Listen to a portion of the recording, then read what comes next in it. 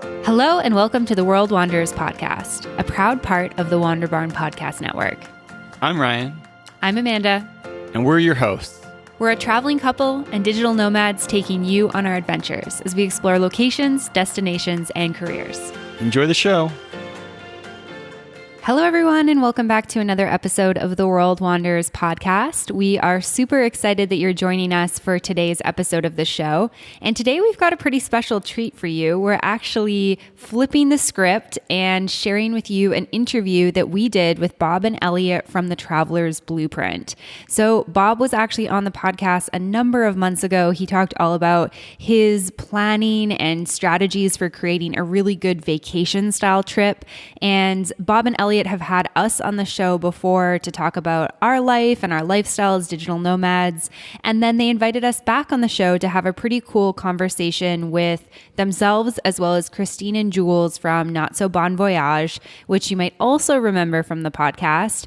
And we talk all about backpacking, and we do a roundtable discussion about backpacking, how to make your trip meaningful as a backpacker, the planning side of backpacking, as well as how we have all shifted our lives from backpacking to the work and travel life. And so you're going to get to hear this entire interview that originally went out over on the Traveler's Blueprint. And we're really excited that you get to also listen to it here over on the World Wanderers. So once you're done with this episode, make sure you go and check out the Traveler's Blueprint hosted by Bob and Elliot. They are amazing. They're doing phenomenal work in the travel space, and they've got a really awesome podcast.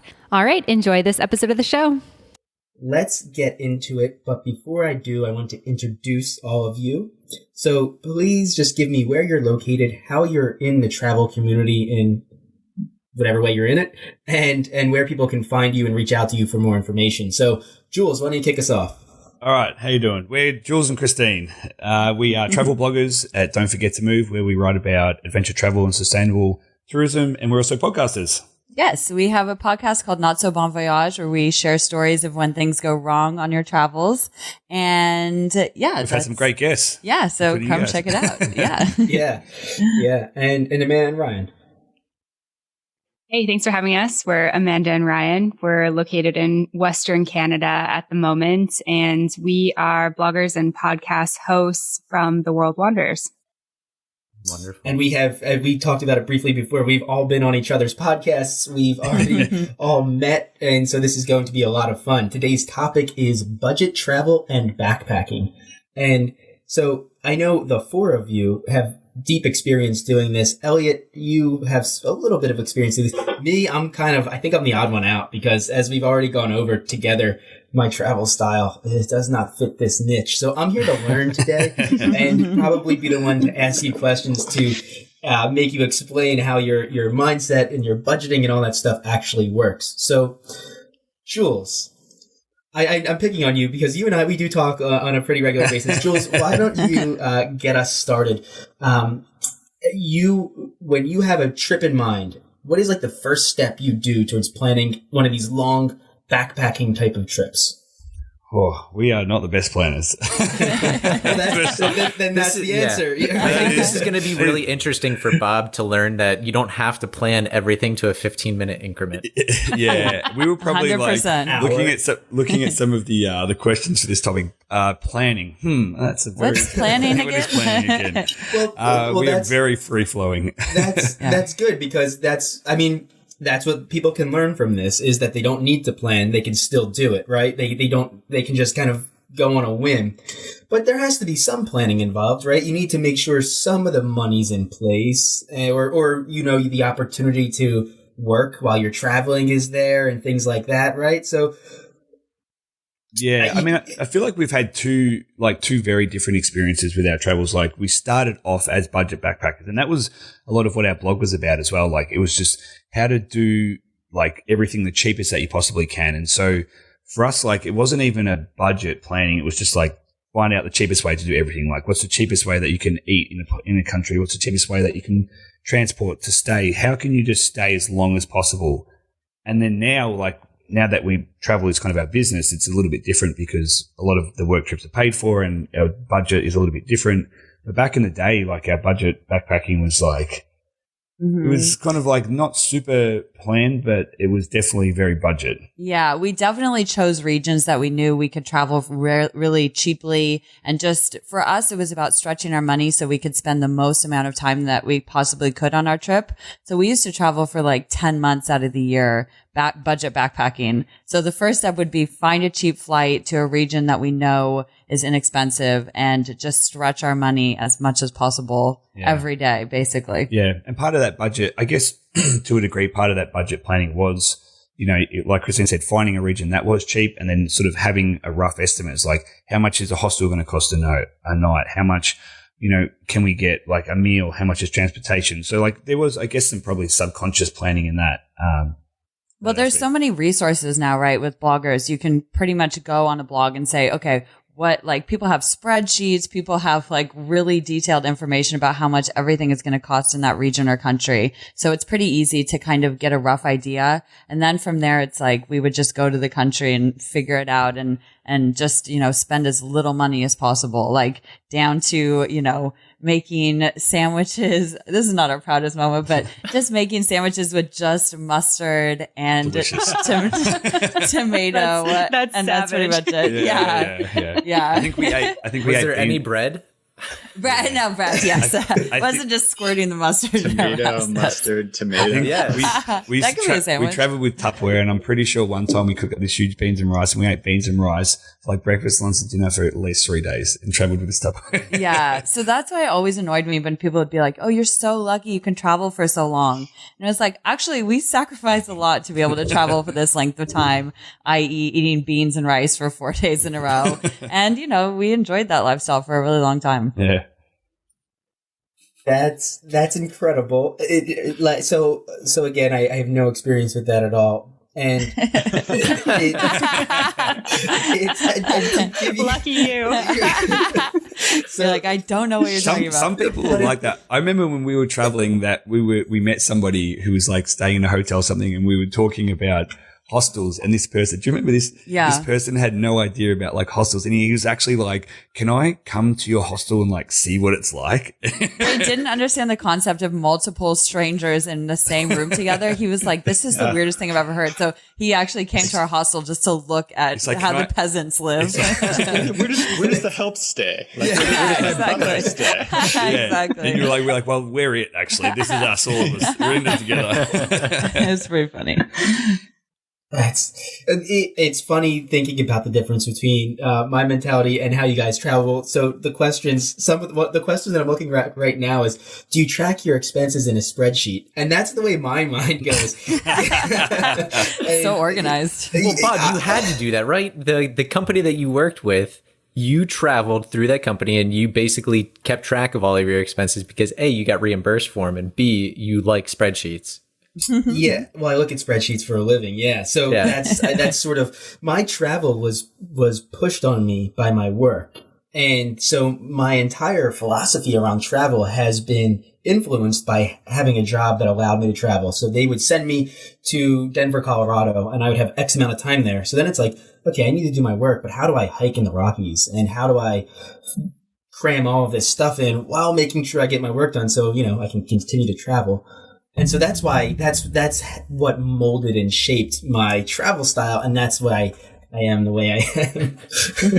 For better or for worse. Yeah. But I envy, the four of you, because I missed that. I didn't experience travel like that. And the longer I've been doing this podcast and talking to people who have these like deep experiences, like really touching, intimate experiences with the culture and the country that they get to visit, I'm just becoming more and more fascinated by it, and I want to do it myself. I don't know when it'll happen, but the slow travel, the vagabonding, that type of travel experience is something that I'm looking forward to in the future. Most people do it early on in their 20s and their teens before, when they take a gap year, whatever it may be. Mine is going to be later in life. Now I'm stuck working, but once I can get to that point, I want to experience that way. And that's part of the reason that I wanted to invite you all back on and really break down, I don't know, how you guys did it. So Amanda and Ryan, why don't you tell us about your vagabonding, your backpacking experiences a bit?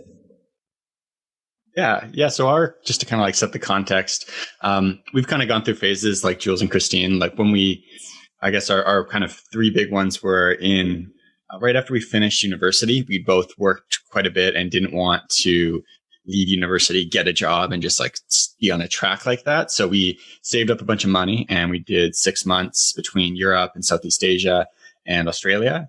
And that was like kind of your prototypical like 21-year-old, like changing city every 2 days on the move. But and then in 2014, so after coming back, working a couple of years, we had saved up money and we quit and we went to South America and did 6 months around South America. And then since then, our kind of goal was to be able to work and travel. So starting in 2016, we've been working and traveling. And so kind of the experience is like definitely different from trying to save up all this money and travel. And then now where our budget's a bit more dependent on like, hey, how much money are we making right now? But that's kind of like the three stages. Mm-hmm. Yeah, absolutely. And speaking specifically to the backpacking and to your question around how we sort of save and plan, it's funny because I was laughing at the spreadsheet question because I was like, have we ever had a spreadsheet for this stuff? we were the same. I don't think like, so. We've like used an app before, but didn't really do a good job keeping track. Notes. But yeah, exactly. And but we do some planning, especially if we're planning for a big trip. So with those two big trips, we kind of looked at, okay, what are the places we want to go? Did some research on how much they cost approximately, like just read some blog posts and stuff around, other backpackers who had done it, who said, oh, when you're in a city like London, for example, like London, England, you're going to have to spend a lot more money than when you're in a city like Bangkok or something like that. And so we kind of looked at, okay, the places we want to go, how long we want to go for, and then just did like a rough estimate of, okay, if we spend 3 months in Europe, 6 weeks in Asia, 6 weeks in Australia and New Zealand, how much money are we going to need? And then just started saving kind of based off that and then tried to buffer a little extra in. And when we did South America, it was very similar to that. South America was a bit easier because we were just kind of sticking to one general area of the world. And yeah, the countries differ in price a little bit, but not as much as like Europe versus Southeast Asia and that type of thing. And basically with that trip, we looked at, okay, there's a couple like big ticket items we want to do. Like we knew we wanted to do the Galapagos Islands. We wanted to go to Rio for Carnival. And there were like a couple other things we knew we wanted to do. So we looked at the price of those, added those in, and then just did kind of like a rough estimate. And definitely had some times where things got not quite as bread and mustard. As the bread and tomato mustard sandwich.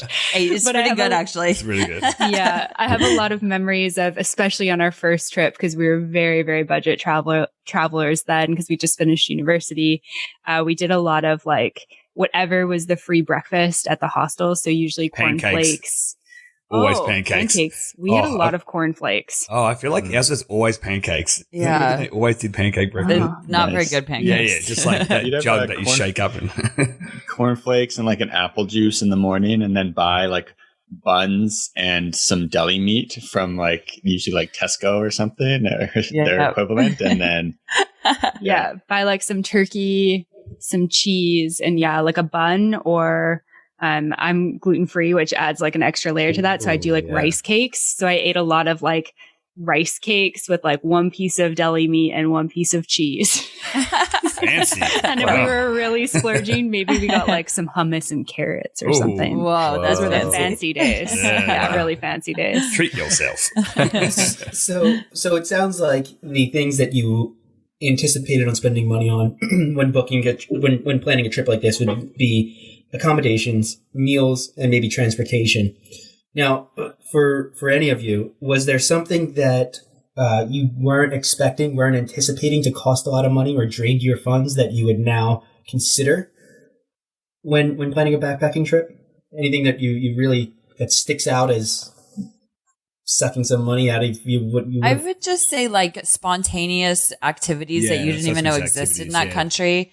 And you're kind of in the back of your mind, they're like, well, I didn't budget for this. I didn't really expect this expense, but it's a once in a lifetime opportunity. You're there. When's the next time you're going to be in that country? You might as well, do the tour, the activity or whatever. And then that tends to add up in the end. Yeah. I think, when you're traveling without a plan, and you're traveling long-term backpacking, you come across a country and then you hear about something and you're like, oh, that seems really cool. Like one that stands out is the ATM caves in Belize. Yeah. It's like, I think the tour was like $80 US. And at the time, like we were probably traveling on maybe $100 each a week. Like that was our budget when we budget backpack. This is 8 years ago in Central America. And we came across that. It was like $80. And we're like, whoa. Like now it's like, I mean, it doesn't seem that bad. And we 100% recommend it. But at the time it was like very much a decision. It's like, well, this is kind of like a week of traveling for us. Exactly. A lot of beans and a lot of mustard bread to to afford this. And we did it, and it definitely was one of the most amazing experiences. But probably like those sorts of things that we had no idea was there, and then it came across it, and we're like, okay, this is something we need to factor into. Mm-hmm. Exactly. Mm-hmm. Yeah, we've had those as well. And then one other one that came to mind for me right away, and maybe this is more of the fact that we're Canadian, but bank ATM fees was not something that I had planned for the first time we traveled. And I banked with a Canadian bank called Royal Bank of Canada, and they have no partner banks around the world. And so taking out cash all around the world, I think I added it up at the end of 6 months, and I spent like $1,200 or something in bank fees because, for those of you who have been to Asia, you know that like some of the ATMs don't let you take out that much cash. So you take out cash and you end up only getting like $200 in your home currency. And, it charges you like a fee to take out the cash. It'll end up being $5, and my bank would charge me $5. So I'd get charged $2 or $10 on $200 worth of cash. So I wanted to take out, all the cash I needed for the whole time. And so when we got home, I got a different bank, which is Scotiabank, and that has more partners around the world. But still, like if we don't have access to a Scotiabank ATM, we get dinged like the $10 or whatever when we take out cash. So that was one that really added up that I had not prepared for. Yeah, that was ATM fees are brutal. Yeah. It's like and then you also like get in that situation where you don't want to be taking money out all the time. So you take out like a stack of cash, and then you're traveling in some of these countries and you've got like $500 and you're like, this is not ideal either to have $500. Carry so much cash. That's why you're going to get on that Charles Schwab. Yeah. Luckily our bank Charles now Schwab doesn't charge us any fees. So we can avoid that, but that was pretty brutal back in the day. If you're traveling, get a Charles Schwab account. Yeah. I did with my wife. Yeah. For that reason. Best thing ever. Yeah. Mm-hmm. And one other thing I'll add just about kind of unexpected, I feel like for us, and especially like when you're traveling in a region, like when you're maybe traveling in South America, it happened a few other times where you're kind of just like, without doing much research, just like imagining something's going to cost something based off your perception of that place. So like we were in Ecuador and we're like, wow, Ecuador is really amazingly affordable. You can walk into any restaurant. It's going to be really cheap. And then went from there to Sao Paulo, Brazil. We had a flight that way. And I remember getting there and like going into like a restaurant and being like, holy crap, things are really expensive here in a way that you didn't imagine. Or like some buses in Brazil were really, really expensive compared to what they cost in other parts of South America. So sometimes we had just like on the travels, imagining like, oh yeah, Brazil's going to cost the same as Ecuador, or Guatemala is going to cost the same as it does in Mexico, or less maybe. And then you get there and you're like, oh crap, it's the opposite. I can budget accordingly. Yeah, we ran into that when we went to Peru. Because we thought Peru was going to be fairly cheap comparatively, and I think we overestimated how cheap it was going to be. And it ended up being that it was roughly the same, maybe a little bit less than like a U.S. restaurant. But Lima in particular. But even Cusco, some of the restaurants we went to, granted, we didn't go to, holes in the wall, except for that one kebab place. But it was known for its kebabs. It was a hole in the wall. Yeah. It was a literal hole in the wall. It was like 3 a.m.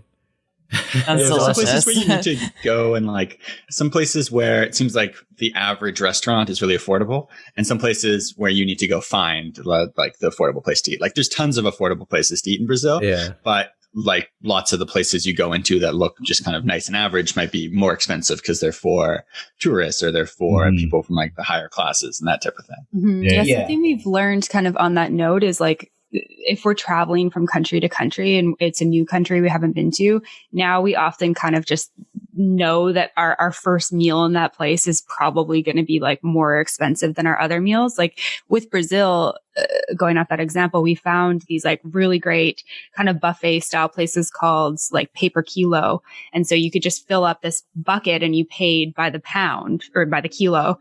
And it was super, super affordable. We just didn't know that existed when we first landed in Sao Paulo. So it's like you land, you're hungry, of course. You just kind of go looking for a place that looks tasty and looks like you're, going to have a good meal. And then sometimes you pay a little more than you necessarily need to. So we just kind of know like, okay, we go to a restaurant, we scope it out, and then we do a bit more research afterwards. And it's okay if we spend a bit more money that first meal. We'll figure out like the more affordable places as we go. Mm-hmm. Kind of like giving yourself the chance to recalibrate, when you go to a place. It's like finding out the value of something, like what does like a can of Coke cost? What does a beer cost? What does a meal cost? Like you kind of like when you get yourself into a new country and a new setting, you have to just recalibrate and see what the value of like something is and then how far your budget goes. And then like what is like low, medium, high prices. It's a great tip. Sure. Mm-hmm. Yeah. Elliot, I mean, by the time we made it to like, was it Aguas Calientes, we were given some insight on the layout of the town, and we're told this is kind of where the tourists hang out. If you go this way, this is where the workers, the people that are operating the tourist infrastructure live. And then we headed to that area. Yeah. That's where we did our grocery shopping and things like that to just save a little bit of money. Mm-hmm. And that's always been like one of our best, like our biggest tips when people ask us like, how to save money or like how to have local experiences authentic. It's like, go where the locals go. Like that's where you're going to find the cheapest food. It's often where you're going to find the best food as well. And that's so applicable to so many places. Like that's applicable to San Francisco. Like you go to Fisherman's Wharf, which is just a few blocks down from us. Everybody goes there. They go to the piers. Food's terrible.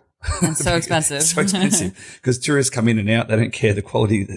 They're not going to see you again. No locals go there. And so like, it's the same anywhere you go, like whether it's, in the US or it's in Peru or it's in Southeast Asia, like, you follow where the locals go, you're going to get the best food and you're also going to get the cheaper food because it's more in line with like the economy. Mm-hmm. Yeah. Yeah. Here's a tip based on what everybody just said. What Amanda said with just kind of chalking up that first meal to being a little bit more expensive. While you're there, maybe talk to the waiter or an employee. Hey, where do you eat? Where should I go for cheaper food? And then go there for the remainder of your trip, for the remainder of your stay. And now from a local, from someone who lives in the town where they shop, and now you can save a little bit of money. Yeah, they're like, not here. You should go somewhere else. A good tip first, though. Tip before you go. Right. Yeah, I think it's one of the things I always really liked about staying in hostels was having, people in the hostel who could tell us where to go eat or where to go shop. And, of course, Airbnbs have their pros also. And if your Airbnb host is a local, you can ask them to great places to go eat that are budget or that where the locals are, or where like the local market is. You can ask them those types of things. But I think just not being afraid to ask those questions is really important.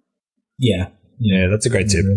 I think finding friends in cities is one of the best ways to eat cheaply and see things that you normally wouldn't see. Because they will give you wherever they go. And it's kind of like what Bob said about finding a waitress or a bartender and asking them. But now you actually, if you make friends with someone, then they may actually show you around as well and give you tips of their favorite restaurants and their favorite bars. That's why I think things like couch surfing, couch surfing communities are really good for that because, there's an established community of people who are interested in interacting and meeting people from abroad. And they have this community that you can sort of slot yourself into and get all this firsthand local advice from. And we did a lot of that stuff, like connecting with couch surfing communities. And that was a great way as well, just to meet people and then also get those insights. Yeah, definitely. Yeah. So now that we kind of have an idea of general budget, it's not a spreadsheet. It's okay. But we have an idea of how you can budget. I can see like the tension in your like face as you're like, it's okay. It's fine. We don't have to spreadsheet, but if you want a spreadsheet, let's do it. I now know not to share with you guys any of my planning, what it looks like. Elliot unfortunately sees it all, but even very quick side tangent, but how I break down my to-do list for this podcast is in a spreadsheet. So it is. I'm not surprised by that. I actually feel like though, if I had a spreadsheet that had really good formulas in it, I would probably use that. So just an idea budgeting. for you, for us, like unplanned travelers.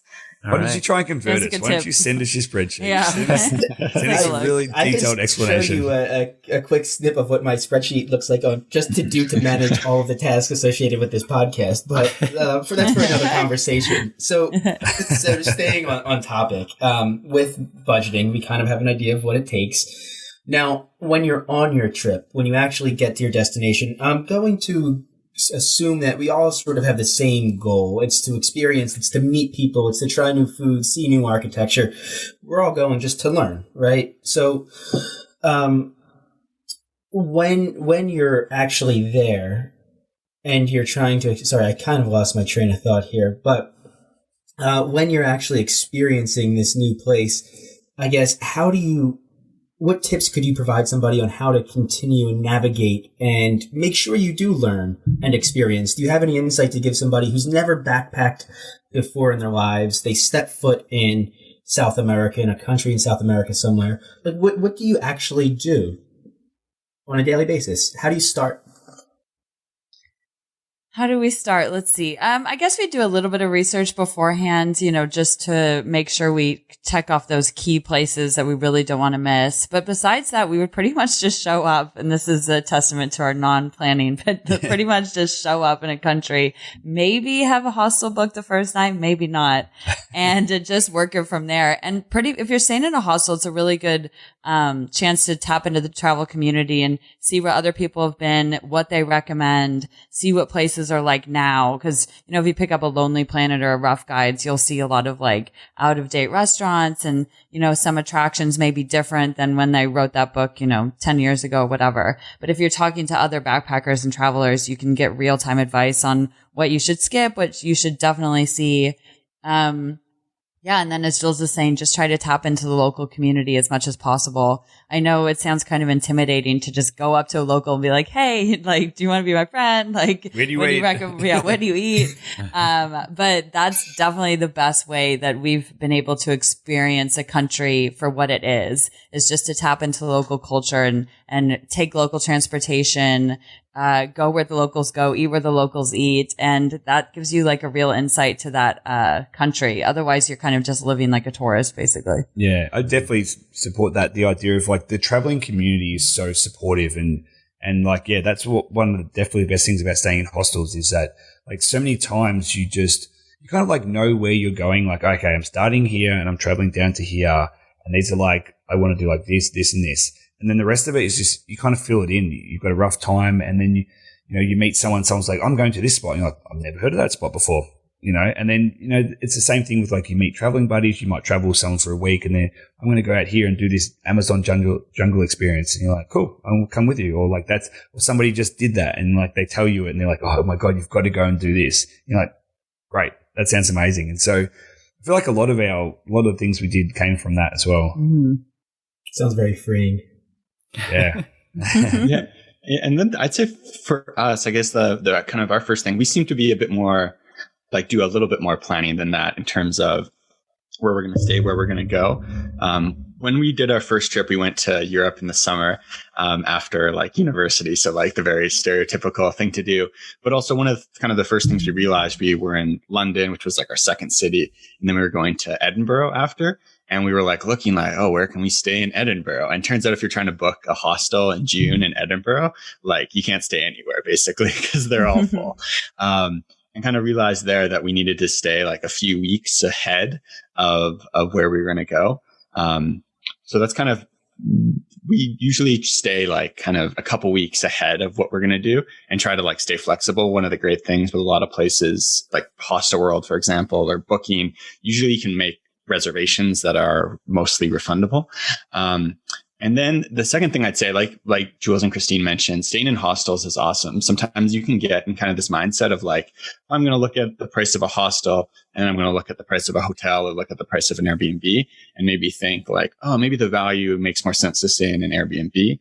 But that kind of misses out on a lot of the value you can get it from a hostel, especially early on in a trip, like being able to stay there and like go up to like the hostel bar, meet people here, like from, oh, we just came from this place, it was really awesome, or don't go to that place, or if you go, stay here. That stuff's so helpful. And then my final thing would be, especially for getting started with backpacking, I think like having a thing to do kind of right out off the start of it is really helpful. So like for us, a couple times that's been, okay, we're going to sign up for Spanish lessons and go to Spanish school. Even though like, if you're asking me like, what do I think the best way to learn a language is, it's probably not like investing in a Spanish school, but actually being in like a school in a place where you're able to meet different people, get, those teachers you can ask those questions of is really awesome, or having like an event to go to. So one of the things we did when we went to Europe, we wanted to go to the running of the bulls. So we had that like right at the start of our trip, and we had that kind of stuff planned out. And that was kind of this big way to like really get out of our comfort zones really quickly, doing this thing. So having kind of, something like big at the start, I think is also a really exciting way to kind of get there. And like, you're not gonna, even if you feel nervous, you've got like, okay, I'm getting out of the house. I'm like meeting people. I'm doing that type of thing. Yeah, it was the first thing we booked for that trip. We knew we wanted to travel after university, and we didn't know exactly where we wanted to go. So we picked an event that we were excited about, which was Running of the Bulls. And so we booked you don't need like tickets or anything. You just have to get accommodation. So I think our accommodation in Pamplona in July of 2011 was the first thing we booked of that whole trip. And so we didn't know where we were flying into or anything like that. We didn't even know how we were going to get to Pamplona, but we had this one kind of anchor for that trip. And that was super helpful. And we very much did the same thing with South America. We knew I wanted to have my 25th birthday in the Galapagos, which we did. And then after that, we were going to Rio for Carnival. And those were like the two things we knew we wanted to do. So we kind of anchored our trip around like those two events, which was pretty cool. I like planning that way because it makes it a little easier. I mean, it's probably less flexible in terms of trying to find cheaper flights because you have a specific date in mind, at least for the Running of the Bulls. For Galapagos, on a birthday, that is also a very specific date. But I remember when I had a 4-month study abroad in Germany, and it felt a little bit like a backpacking trip in the way that we're talking about it now, looking back, or when I was there, it didn't feel like a backpacking trip because I had a consistent place to stay at least 4 nights a week. And then on the weekends, I traveled 3 days. But I would always either try to find a couch surfing option first and foremost. And I would sometimes be looking as I was in the city until the night I needed to actually find a place to stay. And by then if I didn't have a couch surfer, I would get a hostel. And the hostels were great because, like you said, you can meet tons of people there. And I actually ran into a guy in Amsterdam. And then 2 months later, I ran into him again, completely unintentional, in Berlin. That's the best. And I was like, oh, dude, what's up? That's awesome. And in the food portion of it, if the hostels had like muesli or bread, muesli is like granola with a bunch of oats. And so I would always have that for breakfast or yogurt. And then I would see if they had, in Germany at least, they always had sliced bread and deli meats. So I would pack that for lunch. Nice. Awesome. Take the breakfast for lunch too, eat your breakfast and then pack lunch. That's a good move. Yeah. So I usually only paid for my dinners. But it was a wild time. So much fun though. So something that's been said a few times now is that you don't book your accommodations until like you're there, which again, okay, just to clarify, that's actually not something that we do. Ryan would probably do that on his own, but I don't do that. So I'm with you on this, Bob. Okay. There's like a certain level of comfort that I need, and that's knowing where I'm going to sleep that night when I arrive. I do not like walking around cities with all my stuff. That's what I was thinking. I mean, if you're traveling for 6 months, then fine. I guess, but part of the enjoying the travel experience, to take away the worry about where I might stay, increases my enjoyment while experiencing the place because I don't have to worry about it. I know I'm going to be able to find a bed at the end of the night.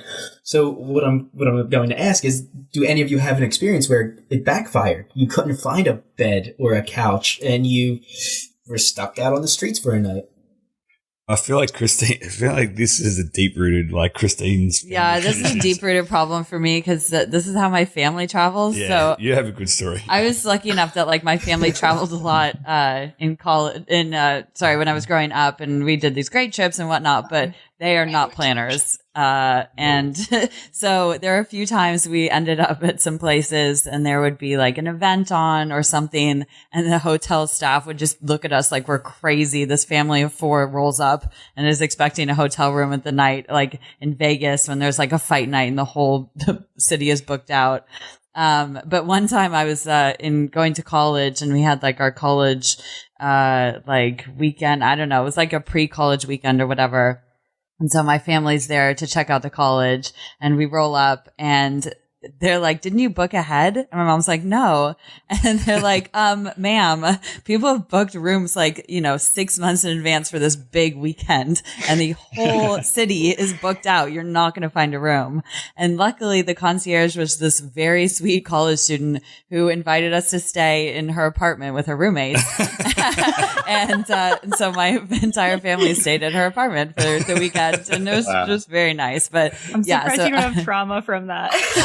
I know you think I would be the opposite now because I would have learned my lesson, but nope. Well, it sounds like you didn't learn your lesson. The lesson learned was if you can't pay for a room, someone will give it to you for free. Yeah. Totally. I mean, you know what? She's been enabled all her life. Yeah, exactly. But the thing is, like, that's the thing is, like, when you're traveling, things work out, even if you don't plan everything and you get in a sticky situation. Like, we've had people step up to the plate and, just be really kind and generous. And obviously we don't want to rely on people's generosity all the time, but it's just, everything works out while you're traveling, and it's all good. It sounds like a great experience too. Yeah. To be able to meet that person and enjoy your time with them. Yeah, I get it. And that's what, like, for us, that's what travel is about. It's about having those experiences and about pushing our boundaries, and about, I guess for us, like, one of the big things about not planning accommodation ahead is that we never want to lock ourselves into a certain date and be like, we have to be here on this date. And, you can get flexible accommodation options, like you were saying, with Hostel World and stuff like that. But we just didn't want to, we love the idea of being like, hey, we love it here. Like, let's just stay another week. And that's for us is why we didn't plan like ahead too much.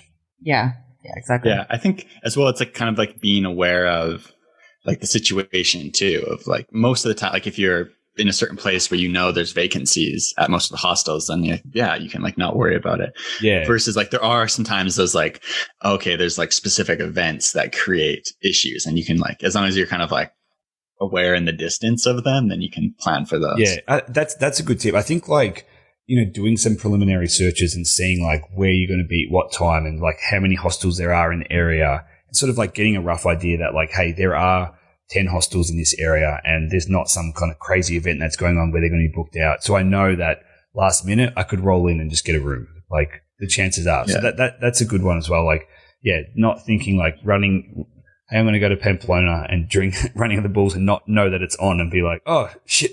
I was just going to check the hotel. Yeah. Right. I have one story though with, so like Amanda mentioned, Amanda's very much like the planning part of like our team. And so I did a solo trip in Central Europe, like 5 years ago. And I was just kind of like winging it. And I went from Prague to Český Krumlov, which is a small town south of there, which is a magical, really beautiful place. And this was in February. So I was like, oh, February in Czech Republic, like everything's open, everything's available. I don't need to worry about this. I'd read about a cool hostel. So I was like, I'm just going to, take the train down there, walk up to the hostel, no problem.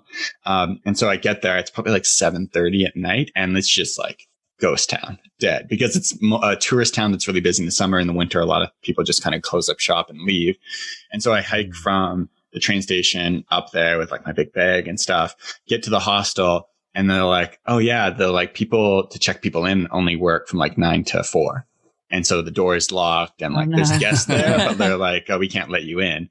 And then they're like, oh, but if you go like downtown, like I think there's a hostel down there that's open. And so it's like a 15-minute walk. I walk with my bag like down these little cobblestone streets into the center of town. And then where this guy had told me there was a place, there isn't. and that hostel is closed as well. So I'm like at a bar there, and I'm like, oh, like, do you guys know anywhere to stay? And he's like, oh yeah, all the hostels are closed here. It's February, except for the one you tried to go to earlier, which was close to the night. And he's like, there is like a hotel like up on the hill over there. And so I walk up to this hotel, which is like quite a nice hotel, which was definitely out of my budget, but thankfully they were open. They had someone at the front desk. And then they were like, oh yeah, the rooms cost like $100 a night. And I was like, well, like it's already 9 p.m. How about I just pay you $60 and use the room, and then I'll go tomorrow. And they agreed to it. I was able to stay there. It actually worked out well as well, because it was like a really nice room. It was kind of like a nice treat for myself that I wouldn't have, like I wouldn't have paid that much on my own, but since I was in that situation, I got this like beautiful room to myself, like half price. Yeah. So it worked out well. But yeah, that was mine where I was like, okay, I should actually like book a few things from here for the rest of this trip, because I don't want to spend 2 hours hiking with my bag again. Yeah, you messaged me. I was back in Canada, and I was just like shaking my head. I'm like, what are you doing? Like, why would you do that? But I actually have a story from like my first backpacking trip, which was in 2008 with 2 girlfriends. And I think my mom is like a big planner, and I feel like I'm like a bit type A. So I feel like naturally I'm more of a planner, but I feel like this story actually kind of also gave me like a bit of trauma where I was like, I never show up without a place to stay. So my friend and I were like separating from our other friend because she was going to see her parents who were living in Den Haag in Holland. And my friend and I were going to Amsterdam. We're like 19. We show up on like the last train into Amsterdam, and we go to check into the hostel that I'd booked, and I'd booked the wrong dates. So we didn't have a hostel for the night. We weren't booked until the following night, and it was busy. And this is the first time we've been in Amsterdam. It's like dark, there's like the red light district. There's like all sorts of people in the streets, and we were just like totally freaked out. And so we just went to the first hotel we saw outside of the train station, which is like the dumbest move ever. For anyone who's listening, take a breath. You'll be fine, especially in a city like that. Walk a little further than the first hotel. And she's like, well, I have my dad's credit card. We'll just charge it to his credit card. I was like, when in doubt. Okay. Thanks, Dad. We're like 19. It's like summer after our first year of university. Like, we have no idea what the heck we're doing.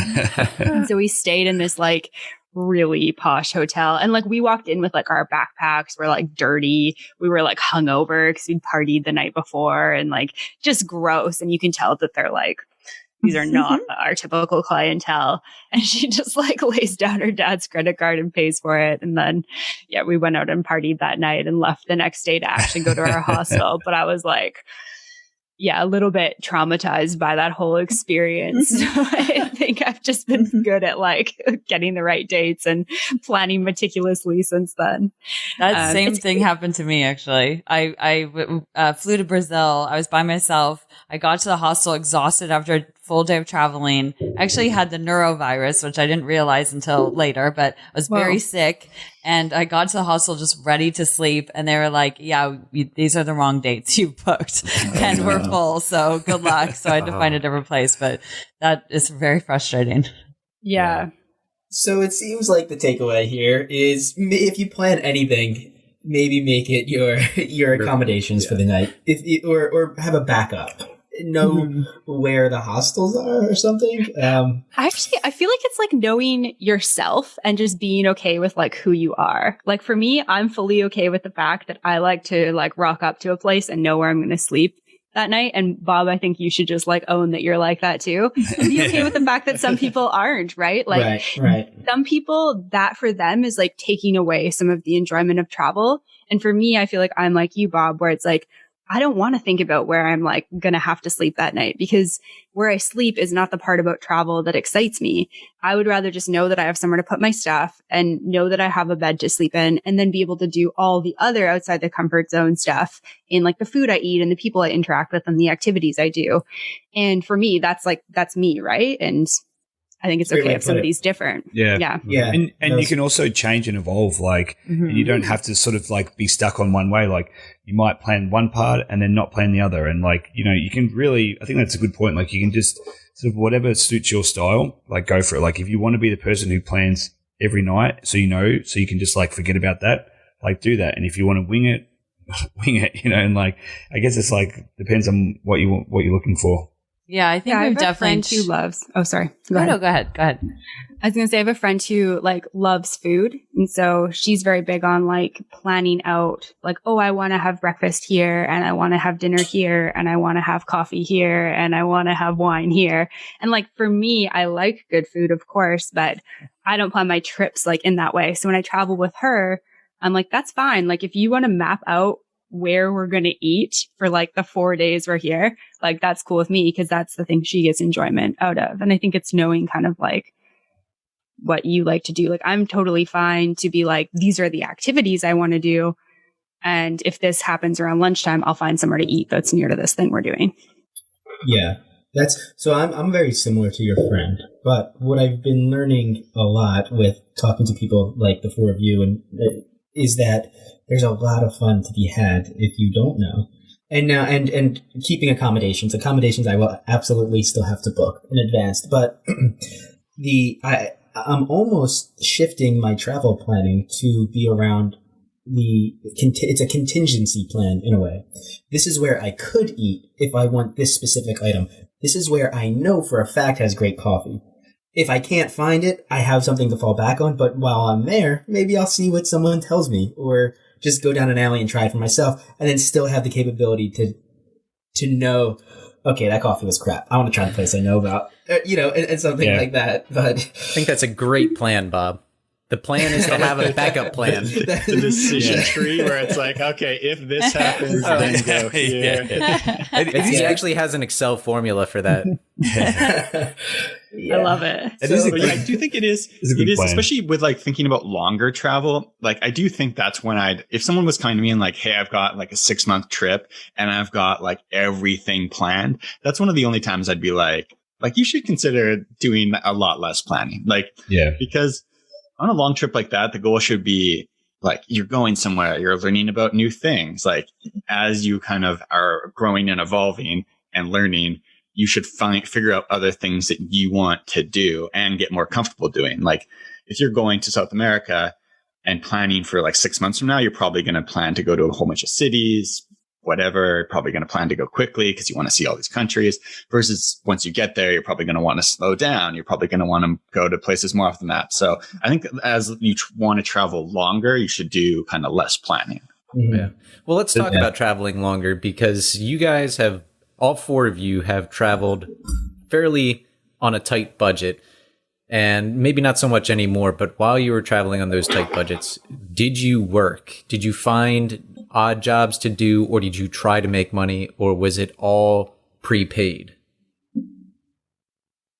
Different things. Like back in the early days, like working in hostels was like a thing that I've done like a bunch of different times where you're like a volunteer, but really you're just like checking in people. And I've done that a few times in Central and South America to extend stays where, you come across a cool place and your plane is pretty open and, there's like, they're always looking for people that can just like man the desk and you're like, cool, I'll do that. And I'll stay here for a few weeks. And like, I've done that a few times. Yeah. We have worked in nonprofits. So that was kind of like an anchor for a few of our trips, which it was nice to have like something to do to feel productive, because if you travel, we were traveling for, most of the year just constantly, and you can kind of feel a little bit like, out of touch and a little like you're floating, a little bit like just, I don't know, non-centered. So it was nice having that, purpose. Yeah, but we weren't getting paid. So it wasn't really working. But so then, eventually when we kept traveling, we were like, okay, we should probably earn some money. So that's when we started the blog and that became, our full-time income eventually. Yeah. So probably like less work, but more like finding ways to extend like our trip even further, make it cheaper. So like a lot of the volunteering work we did, you get housed and fed and things like that. So you could stay in a place for a lot longer. And that's actually like where we met, volunteering in Peru. We spent 6 months there doing that and other places in the Philippines. And that was like, between that and then probably when I was younger, like just like staying in party hostels and being like, I work here now. Stuff. And really it's just like spending 2 weeks just getting drunk every night. That's That's amazing. Yeah, for us, before we started like our digital nomad journey, I guess you could say we were just traveling. So we had saved all of our money beforehand. So the first time it was definitely more like, I think like piecing it together, really tight budget because we'd been in school and, keep in mind, college, secondary education in Canada is a lot more affordable than the US. We didn't come out with debt, which is really, really lucky. And so we were able to save money from like our summer jobs and part-time jobs while we were in our last year. And then from working before we actually went on our trip. And so that gave us enough money to travel for the 6 months. We came back like dirt broke. Like we got our first apartment together in Calgary when we came back, and my mom had to sign on it because like we didn't have enough money in our bank accounts collectively to like put down the down payment and stuff like the deposit. Like basically we were too sketchy according to the property management company to sign on our own. So my mom co-signed and lent us the deposit, which we paid back once we got jobs and stuff like that. And then we were working in corporate for 2 full years. And so about a year into that, we recognized that it wasn't really for us and that we wanted to make a change. I had been down to South America, to Peru, actually for 2 weeks with a girlfriend, did Machu Picchu, the Amazon, fell totally in love with the country and came back home and was like, Ryan, we need to go to South America. And, after showing him a couple cool things we could do down there, he was convinced, and we basically started saving from there. We spent a whole year saving, which we were both working, full-time corporate jobs. Our combined income was well over 6 figures. So we were definitely in a position to save, and we saved a lot of money to do that second trip. And then again, we came back home very low on cash. We had enough money for a deposit that time around, didn't have to co-sign anything. Found a place in Canmore, which has been our Canadian home, since that point. And we did a career change at that point, started working I guess like minimum wage jobs, retail, cafes, while we built the podcast and kind of figured out what our next move was. And it was at that point that we kind of went like, okay, we don't really want to keep just like saving all of our money and then spending all of our money and coming back to Canada so desperate for work and for money and that type of thing. We were in our mid-20s at that point. And that's when we said, okay, let's use this time to figure out what our next move is and figure out how we can make that remote. So that was kind of the transition for us and the savings that went into those types of trips. Yeah. And then ours is pretty similar. So. I don't know. I was going to say, like, we've talked before about this, like, about how similar our stories are. Like, the same thing, like, working. I used to be a high school teacher back in Melbourne, like, work, save as much money as I can, go off on a trip, come back, go back to teaching, take off again. Like, and then, we've got very similar journeys in terms of, like, how can we transition? Like, how can we make this part of, like, our life, make it sustainable, which has been a big part of us, like, building our blog and everything that we've done as well. Yeah. Mm-hmm. We had a night when we were in, just going back to Jules, you talking about working at hostels, which is definitely like a widespread thing where you have lots of opportunities to do it. Remember we had a night, we were staying at a hostel in Quito, which was like nice, but not like the nicest. I think it cost like $10 a night, $15 a night. It was really cheap. We met this guy who was working there, and they were like working him. Like he was working like 12-hour shifts, managing the desk, like having to like run the bar, and he was getting like free accommodation. And I remember thinking like, this place costs like $12 a night, right? Like if you divide 12 hours by $12, you're getting like $1 an hour. Yikes. But for anyone who's listening, I think interested in. Oh, sorry, go for it. Oh, no, I think I did that at a place in Quito. That's probably me working. We've crossed paths in a fast life. But there are lots of cool ways for anyone who's like, hey, I want to start traveling and like really have no savings, or like a great way to like make savings. Like in Canada, there's a great work travel program. In Australia, I know there's a great like working travel visa as well, where you can do lots of like cool jobs.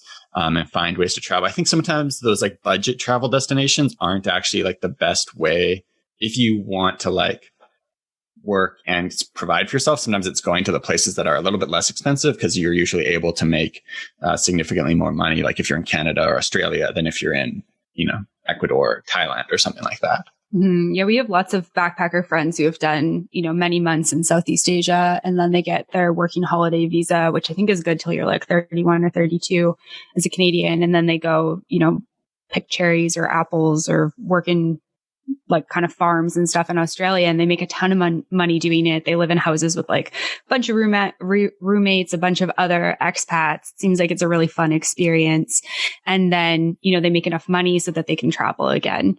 So it's kind of like a cool way to support yourself. And then, living in like Banff, Canmore area, I mean, we have so many friends who are on working holiday visas from the UK, from Australia, from all over Europe who come, they get this experience in Canada. They can work as ski bums. They can, work in retail hospitality, and then they get to travel like Canada, US, and all of like North, South America. Working holiday visa? And how would you someone apply and get that? Is that something that your country provides? Yeah, so definitely not experts on this, but yeah, you would just go to like, if you wanted to find out more about the Canadian one, go to like the Canadian government. If you just Google Canada working holiday visa, or the same thing with Australia, and something you apply for. I think the Canadian one's good for 2 years. I think the Australian one's like a year. And then if you do farm work, you get it extended. And it's just like, yeah, you can work most jobs actually. I think like a certain level of like higher level jobs, you're not allowed to work. And then, yeah, you're allowed to work and travel. Yeah, I did a Canadian work and holiday visa back in, I think, like 10 years ago, the first time I came over to Canada. It's super easy, especially like coming from Australia, like Commonwealth. It was like, it's just like an email process. It took like a day or something. Like, yeah, cool, come to the country for 2 years and work. Well, sweet. That's amazing. I feel like the United States doesn't have that. I wouldn't be surprised. They have like summer camps. It's like a weird like summer camp or au pair. They have like visas for that, but not anything similar. The working holiday visa in Canada doesn't apply for Americans. I would apologize, but I feel like it's probably the whole reciprocity with your government thing. Yeah, so it's probably our fault. Your government. It's like Canada and Australia are sitting at like the cool kids table, and we're just sitting alone, just looking. No, they're at the adult table, and we're at the child table. It was funny, the working holiday visa for Australia, which Christine did, anyone can apply for. I think like most countries, and then you can do the extension, like if you do the farm work, but I think the US is the only country that can't extend it. Yeah, usually you can extend for another year to make it 2 years if you do farm work, but for Americans, they're like, nope, go home after 1 year. Yeah, I think that is ultimately what I would prefer to do. I think I'm not the only one that has this thought of the idea of budget travel and going to a country for 6 months at a time is really... It is really exciting and you really want to do it, but then you start planning for it and you start thinking about it more and you're like, well, I don't know what I'm doing. I've never done it before. But having someone to kind of hold your hand or tell you what to do when you get there gives you that confidence and it takes away that fear of not knowing.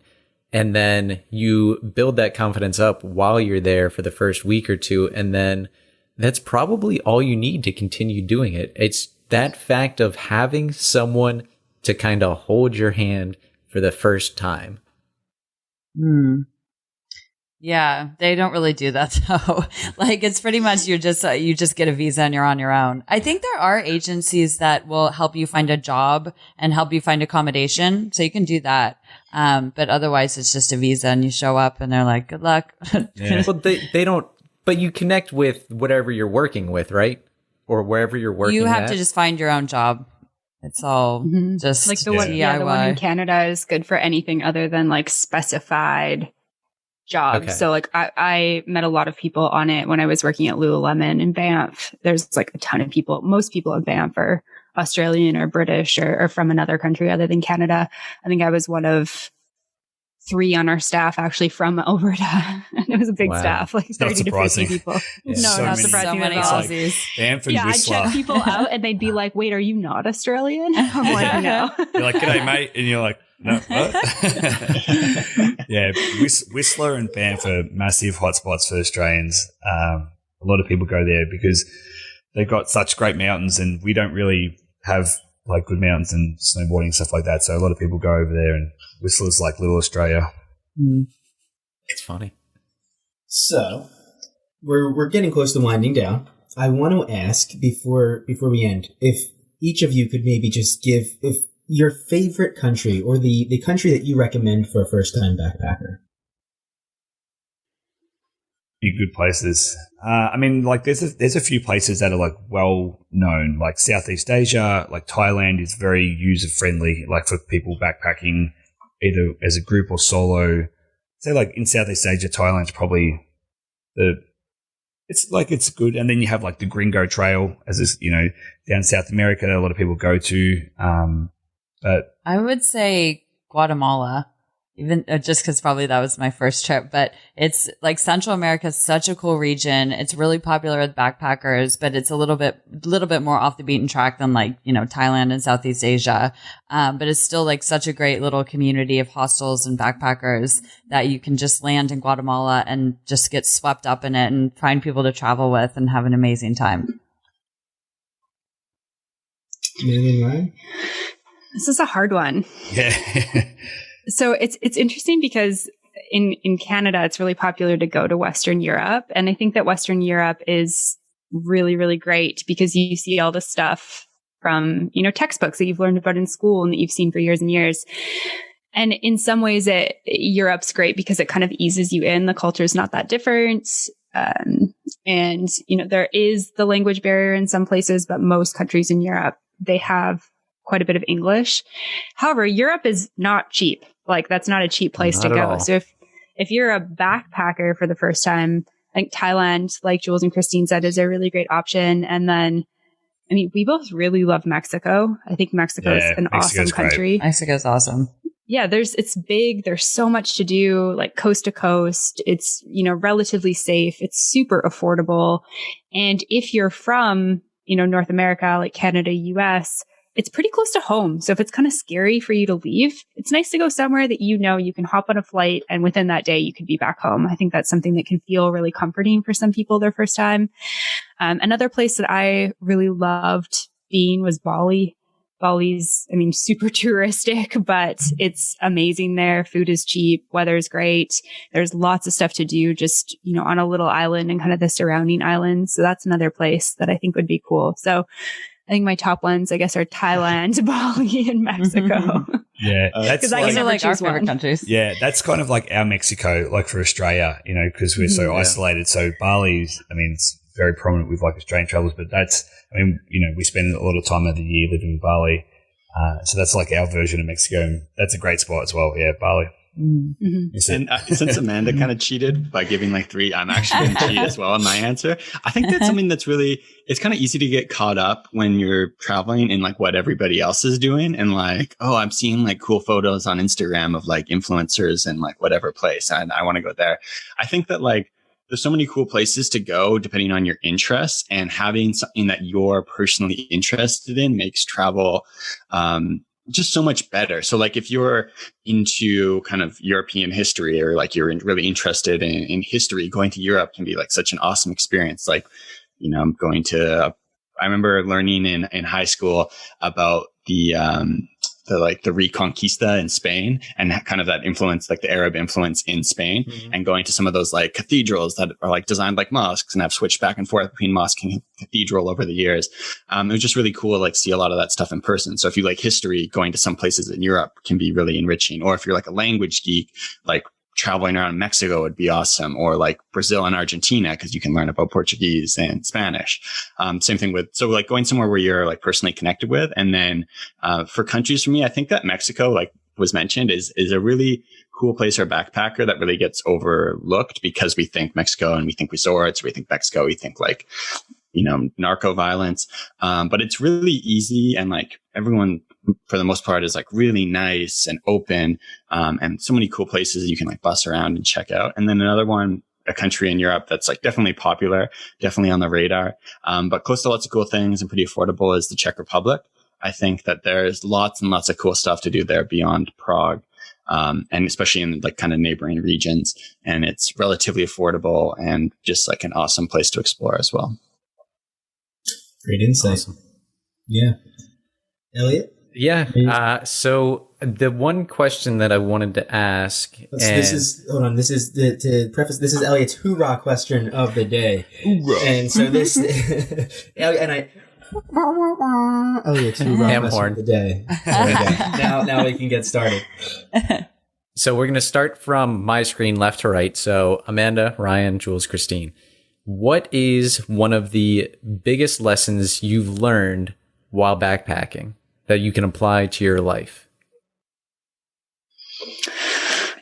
Okay, I'm not going to cheat. I'll just say one because I always think of so many answers. That's a really great question, first of all. And I think that mine would be that we're all humans and we're all connected and we're all having this sort of like interconnected experience. I think when you're just in your home country, sometimes you think like, oh, somebody has a different belief system than me, or they speak a different language, or their skin color is different, or they're from a different country. Therefore, we're not the same. And I think that one of the things travel has taught me is that it doesn't matter who somebody is or what they believe or where they're from or anything like that. Like they're just another human, just like me.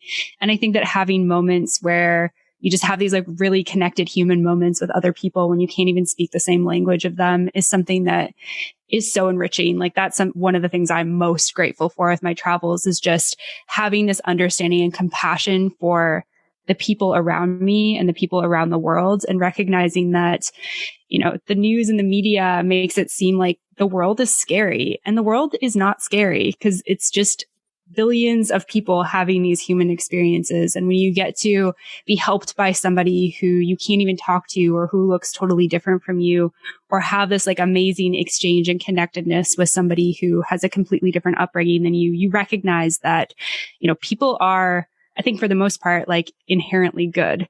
And I think that for me has been like one of the most impactful things. Well said. Try and follow that, mate. Yeah, I know. I was just thinking, like, okay, well, like, yeah, it really teaches you. I guess I'll try to go big level as well. But yeah, I definitely agree with what Amanda said. But I think for me, the first thing that comes to my mind, honestly, is that I think, especially like a longer term trip like this that we've been talking about, is a really great, like, it teaches you kind of the way to live, because life is about enjoying today while also not forgetting that like tomorrow is hopefully going to come. And so I think when you kind of just grow up on the like normal standard conveyor belt, everything's about like the next thing in life, right? Like you go to school and you're like, oh, you got to do good in elementary school, so you can go to middle school, so you can go to high school, good grades in high school, so you can get a good university, do good in university, so you can get a good job, work, etc. You never really like thinking about like, hey, let's enjoy today. And when you go on a trip like this, you've got your funds and you've got a time frame, and you've got to say like, hey, what am I going to do today that I really am going to enjoy? And every day you wake up asking yourself, what's going to make me happy today? But you've always got to, you know, if you blow a bunch of money, you've got to reckon with that the day after and think like, wow, I just cut like 3 weeks off my trip on that like random thing I did yesterday. So I think for me, it's been really helpful learning that experience of like, you know, wake up, what's going to make me happy today? Really enjoy the present moment. Well, not like forgetting about tomorrow, but learning to embrace kind of the time you have. Yeah, I think on a similar note, like, yeah, learning about yourself as well and having that opportunity, a big part of it. Yeah, I was going to say just learning how capable I am of doing things, like especially traveling solo. Like you really just learn to take personal responsibility, and like, you know, you have to take care of yourself, and obviously crazy stuff happens when you're traveling, and you get through it and you figure it out, and you know, come out the other side stronger. And I feel like that's really applicable just to everyday life. It's like, don't sweat things that go wrong. You can figure it out, and everybody is capable, and everybody should travel, because that's such a good life lesson to learn that you can, you know, take care of yourself and get through anything. I think it gives you a great chance to not necessarily reinvent yourself, but to actually like be the person you want to be. And I think that sometimes, you know, like you're saying, you kind of get stuck in this rhythm and this rut at home, and you kind of like, you're trying to be someone that, you know, people think you are, or like society thinks you should be. And I think that it's a great opportunity for people to sort of like just be in somewhere where nobody knows you and nobody knows your history and nobody knows your story, and you can just be who you want to be. And I think for a lot of people, you know, maybe a lot of people who you know, struggling in their current situation, it's a great time. You know, you see people kind of reinvent themselves after they come back from travel, and they have that opportunity to kind of reset. And I think that, you know, whether you're comfortable in your own skin or not, I think everyone can learn something from just being, interacting with somebody completely different in a completely different setting and just like being like, hey, this is actually the stuff that I want to do. This is who I want to be. And I think that's a really good opportunity for like personal growth. Yeah. It should be like the standard coming of age thing in our cultures. I feel like it's interesting, we're from Canada, US and Australia collectively. And I think for Australia is probably the most like, okay, gap year is really standard. But I think, for all of us, like kind of coming of age is going to college or university and getting a degree. And I think that rather than doing that, like young people should go out and experience the world. I think that should be our like coming of age experience. And obviously, there's privilege that comes with that, but I think it's such an important learning opportunity. Absolutely. Yeah. You get to experience difference, and you get to like you build your tolerance and understanding and acceptance of other cultures and people. And it's like you said, man, earlier, like, you learn that everybody is just human. And I think that it's the best life lesson that you can take is taking a trip. Yeah, compared to college, where college is primarily academics and book smarts, doing a gap year and traveling gets you life skills, it gets you interpersonal skills, it increases your emotional intelligence, and most importantly, you learn about finances. And I think that is one of the biggest gaps in education right now. And especially for US students, because you Australians and you Canadians have much more affordable schooling, whereas many of us come out with 6 digits of debt. I think it would benefit us. Could you imagine a world where everybody had to travel for 1 year? How much better the world would be? It would. Yeah. That's there's some people you don't want traveling. But you gotta hope that it can help them. I think it would change a lot of people for the better. And I'm looking at you, America. All right. Well, thank you all for coming on today. Does anybody have anything else to add? Any other insight or? No, we're good to go. All right. Yeah. I think we covered everything. Yeah, I think we did too. Yeah, this has been an incredible conversation. Thank you all for coming on today. So for those of you listening, Jules and Christine, you can find them at the Not So Bonvoyage podcast, and Amanda and Ryan, the World Wanderers podcast. Highly recommend checking out their content, especially if you are looking to get more information in the backpacking world and budget travel world. So I appreciate your time today. Thank you for listening, and tune in next month.